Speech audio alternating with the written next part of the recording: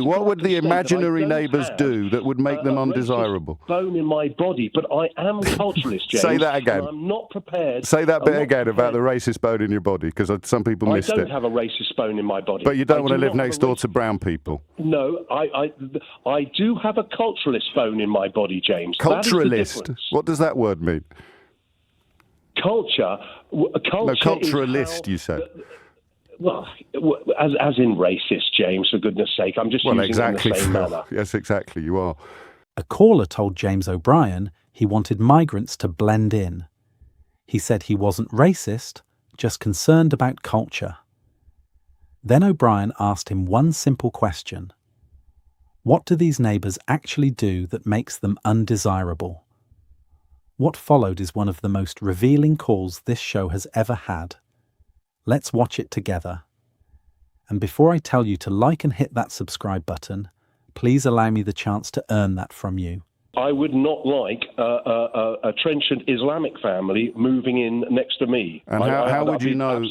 How would you know the depth of their religious beliefs? I know the culture, James, and this is the problem. But how would you spot it, Phil? That there is a genuine issue. I sit very, very much in the centrist position. I'm a member of a very progressive pan-European political party. I fully accept that, there are problems with migration. And I think that that's where I'm coming from, because I genuinely believe that the liberal left, well, not so much, but just the over-liberal. Well, can you just tell me what those words mean? Right, okay. People like yourself... Well, that doesn't tell me what the words mean. What do the words mean when you use them? Liberal, in yes. the sense of basically wanting, full human rights at every stage of political engagement. But only for humans. Which is ideal. Don't get me wrong, it's an ideal, but it's a false ideal, and that it can not possibly reach. So what can't we reach? People like yourself, I am going to insist that you explain the words that you use, because you've made it about me. I'm saying liberal people have swept. Yes, but you haven't told me what liberal means, except under the carpet. No, we never talk about anything else, Phil. No, country. I'm sorry. You swept it under the carpet. We haven't swept it under the carpet, Phil. In fact, today, the phone in today. There's not a problem. No one said there isn't a problem. There are people drowning in the English Channel, Phil. That's about as big a problem as humanity can conceive of. That is a huge problem. I agree. So what does liberal mean, Phil? My centrist friend. Okay. Overly liberal, James. You can't tell me what overly liberal means unless you tell me what does liberal mean. That someone who is concerned about non-cultural immigration, if you like. What does that mean? What does non-cultural mean? I mean, James, if I'm literally having to explain everything I say to you, but you do this, and this is your, mode, of operation. Well, then you knew what to expect. You must have given it some thought before you rang in. You can't tell me what liberal means. What does non-cultural mean? It means, if people, say, for example, I have a Polish family live next door. Yes. I might even not know that they're a Polish family because they blend in. But they speak Polish. Now, if you have people who do not blend in, for whatever, it could be any European migratory family, if you like, or whatever, right. or community. It doesn't matter. The point is they blend in. How do they blend in? If they've got their own shops. Because you don't notice them. James, I mean, this is ridiculous. This is the problem. You can't see the problem you create. What is the problem with non-Polish immigrants? You had a conversation with a Christian who objected, to homosexual issues and blah, blah, blah. And you went through Leviticus and Numbers. That's correct, pointing out, well, why don't you accept that? You would never do that with the Quran. Oh, I have done it with the Quran. No, you haven't. Yes, no, I have. I think the best example. Phil, why? I mean, you must appreciate, Phil. It's turning into a game of. It's turning into a game of gammon bingo, this, mate. So just pause and listen for a minute. I'll tell you. Huge difference. House. So I think the best example I can give you is when people were complaining about the Quran being set fire to. I asked a caller if he would object to someone having it on their computer and pressing delete, and the consequences were similarly hilarious to a Christian trying to use Leviticus. So, and a while ago, you also went on about someone who was objecting to Islamic practices, and you made a conversation. His name was Richard, and you brought in the sock guy on the plane. That Richard, was nearly 10 years ago. Every person who is James. You are. That was nearly 10 years ago, Phil. Deny that. But it's obfuscation. So here we are on the radio talking about why the country has spent all week talking about Gary Lineker, and you've come on and said it's because there are people that don't blend in. No, I've said it's because people in the media will not acknowledge. What does blend in mean? We almost Brexited because you drove swathes of people, normal people who were just concerned about immigration. Right. You drove them into the hands of the extremists. Okay. And that is the problem. And that is the problem across But politics. extremists throughout. use language like blend in, don't they? Parties are toxic. Phil, I'm going to keep you on the line until I can get a word in edgeways, and I'm going to insist that you explain the language that you've used. So I want to know what it is about a Polish family moving in next door that lets them blend in the way that, well, what families don't blend in, Phil? Well, I'd be absolutely honest. I would not like a trenchant Islamic family moving in next to me. And how would you know? How would you know the depth of their religious I know beliefs? The culture, James, and this is the problem. But how would you spot it, Phil? That there is a genuine issue. What about what would it be, Phil? Again, I need to ask you some more. I need to ask you some more questions, Phil. We're talking about you and your imaginary neighbours, all right? So we can go back over my greatest hits of gammon baiting if you want, but I think it would be boring for people who haven't spent as much time watching my YouTube clips as you have, which is considerably more time than I have, actually. So what is it about your imaginary Muslim neighbours? What do they do that makes them undesirable neighbours for you? Because, look, there is a cultural difference. Look, my questions are really straightforward, and everybody else, everybody can hear me talking. What do they do, these imaginary neighbours, that makes them undesirable?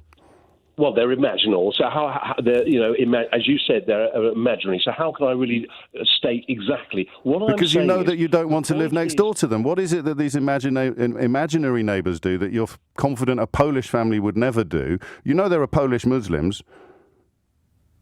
Well, do they blend Muslims, in, James? That doesn't make the point. Do they blend in, though? Do the Polish Muslims? Anything about their Bible? You keep talking, Phil. It is the fanatics in all these situations that steal the show because they are. Do Polish Muslims blend in, Phil? Don't care. But if you do not acknowledge, do Polish Muslims blend in, Phil? A large swathe of the silent majority who are. Do Polish Muslims blend in, Phil? Pardon? Do Polish Muslims blend in? It all depends whether they were abiding by, strict Islamic practices. And how would you tell? How would you tell? How would you tell that? How could you tell that? But just from living next door to them. I'm not going to go down this rabbit hole, James. This is quite ridiculous. Mate, you've come on the radio and talked to me about people you wouldn't want to live next door to, and I'm asking why. Why, Phil? I am totally. I don't. What would the neighbours do? What would the imaginary neighbours do that would make them undesirable? Bone in my body, but I am culturalist, James. Say that again. I'm not prepared. Say that bit again about the racist bone in your body, because some people missed it. I don't have a racist bone in my body. But you don't want to live next door to brown people. No, I do have a culturalist bone in my body, James. Culturalist? What does that word mean? Culture. No, culturalist, you said. Well, as in racist, James, for goodness sake. I'm just using it in the same manner. Yes, exactly, you are. You're not supposed to say that bit out loud. What? Well, that you're basically being a racist, but calling it culturalist instead. No, I'm not being a racist. There is a huge difference. Right. So what would these people do that makes them undesirable neighbours, Phil? If you can't see that, then it's your Well, you can show me, Phil. They're living next door to you. They're living next door to you, Phil. James. What are they doing? What are they doing that makes them undesirable neighbours, Phil? Apart from being brown. Well, look. Let me just shift it it a little bit. I wish you'd answer one of my questions. You don't know what liberal means. I'm trying to answer it, but you won't. Well, what do they do? No, you just literally said, let me shift it. That's not answering. That's shifting it, Phil. These are your words that I'm playing back to you. What do the imaginary neighbours do? Look, I'm fortunate enough to live in a very kind of typical, English, small town. What does English mean? I don't have to suffer. I don't have to suffer cultural, if you like, shocks on my doorstep. Like what? Well, I don't. I mean, I'm being absolutely honest. I don't want to see women having to, cover up. Right. No Western woman naturally covers up. What if they're Polish? And we wonder why these other women do. What if they're Polish? That is cultural, essentially, indoctrination. And if you can't recognise that, that is the problem. Well, it's not a problem. I'm not a fan. I'm not a fan of face veils, but I wouldn't have a problem living next door to somebody who wanted to wear one any more than I'd have a problem living next door to someone who wants to wear flip-flops. Well, it probably would matter how many were there, James, and just how religiously, if you like, they abided by their doctrine. Okay. So it's the face masks and the point is, you will not acknowledge that people do have a concern about that. I acknowledge it by asking what the concern is, Phil, and now we've got there now. You don't want to live next to women who wear face veils. I don't want to live in a country where women are subjugated. No, I don't. So you want to introduce laws. You want to introduce laws telling them what they can and can't wear. It's quite staggering. There's no cognitive dissonance here, Phil. What would you do? I'm not saying for 1 minute that all Muslims are, like that, but the fanatics like are, what, Phil? as in the Christian fanatics. Like what, Phil? Like, what do you mean, like what? You said, I'm not... this is just the strangest conversation. You keep saying things. You said, I'm not for one moment saying that all Muslims are like that. And I said, like what, Phil? And you said, what do you mean, like what? How can you not understand? Just calm down a bit, Phil. Slow down. There are a lot of Christians and a lot of Muslims who you would not know they were Christian or Muslim. Right. That's the point. There are an awful So they're lot, blending in. They're nominal. They're blending in. Nominal. They're blending, they're nominal. And this is what causes people, stress. Because face veils. We all conform. We all try. There is a norm, and that's another thing. The norm has been lost. Yes. There is a norm. Can you describe the norm to me, Phil? Yes. Good. Yes, the norm is, like, for example, at a school, the norm is a school, outfit, school uniform. That's a norm. So you want everyone to dress the same? No. So what's the norm, Phil?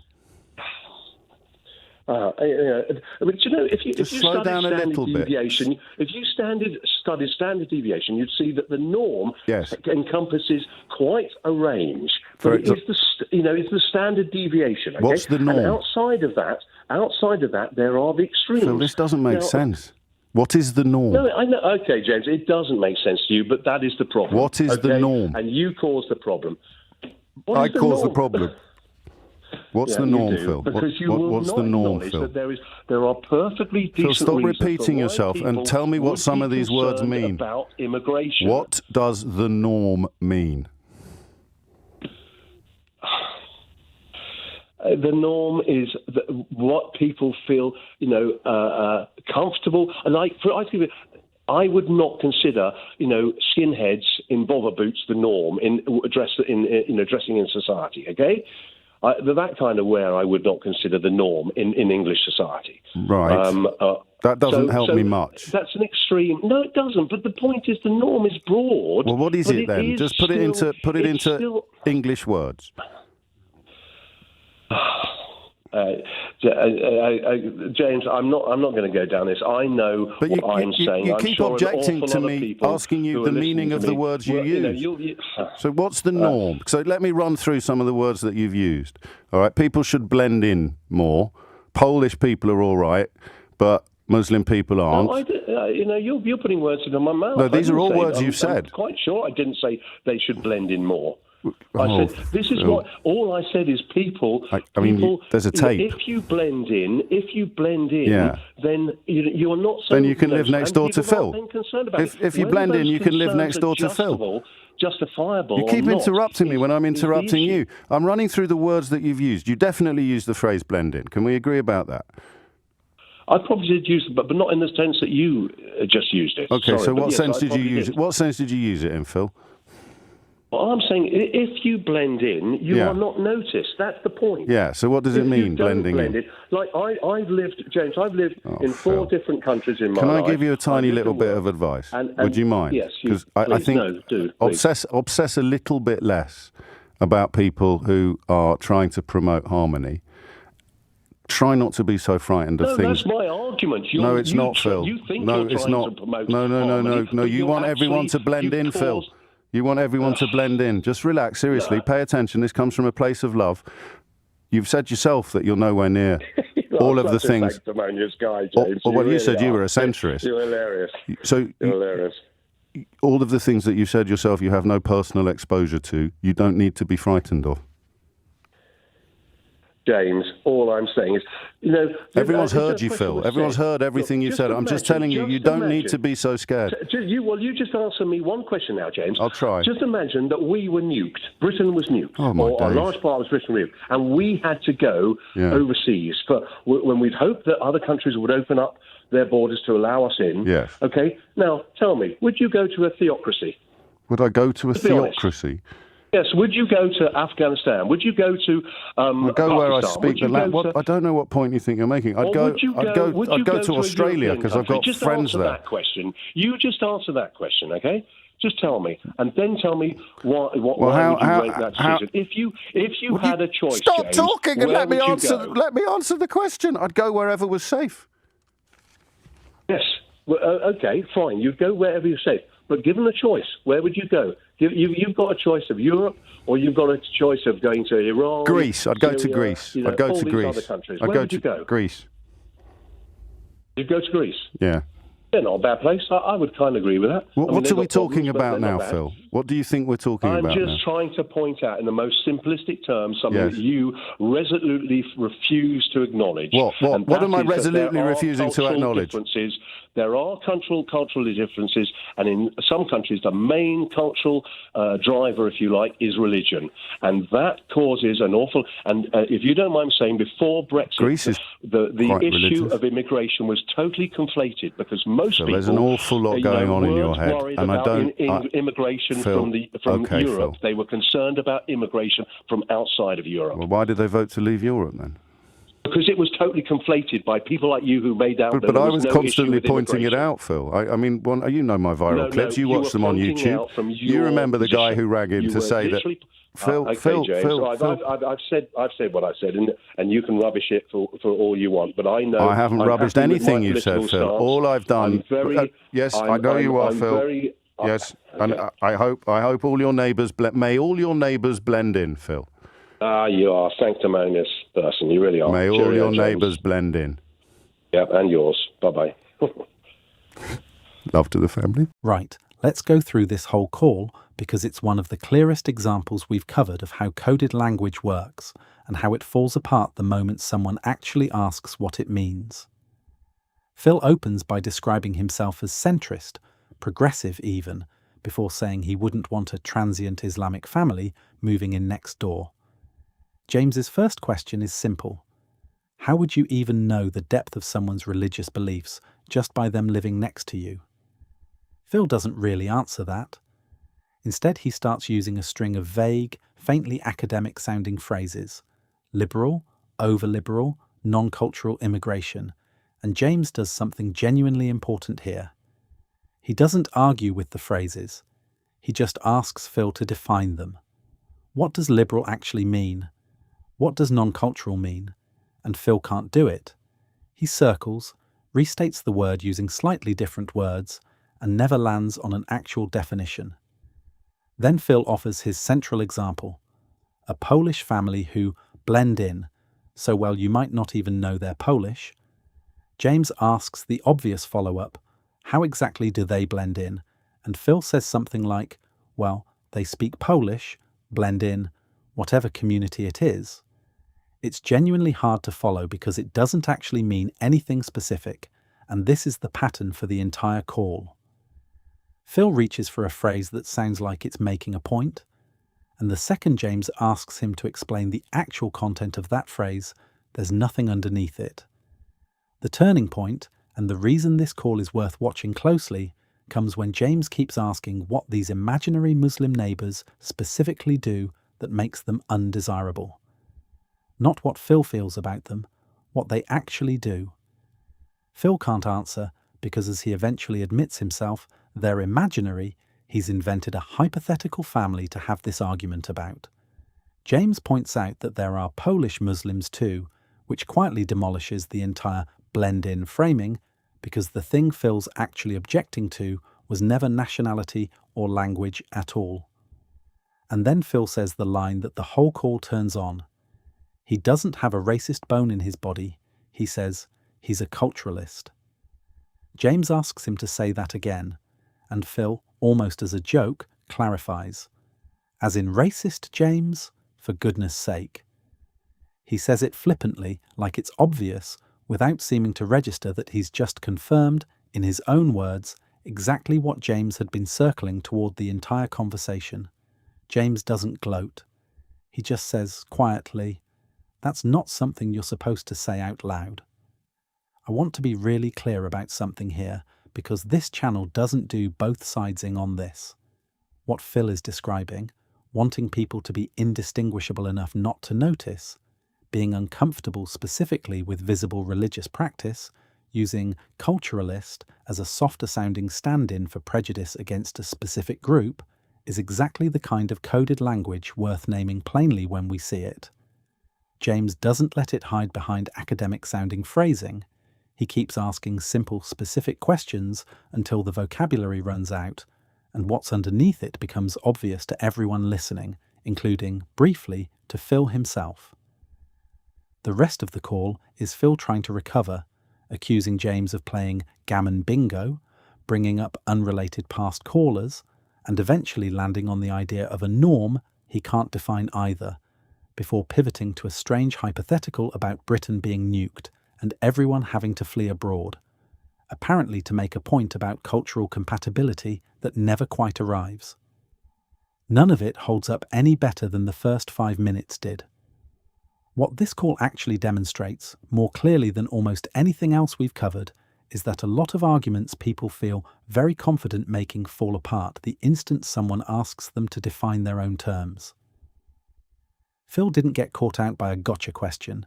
He got caught out by being asked, patiently and repeatedly, to say plainly what he meant. That's it. That's the whole trick, and it isn't really a trick at all. That's where I am on it. Right, genuinely, thank you for making it through that one. If you found value in watching someone define himself by accident, live on air, you know what to do. Like it, share it with someone who needs to see it, and subscribe.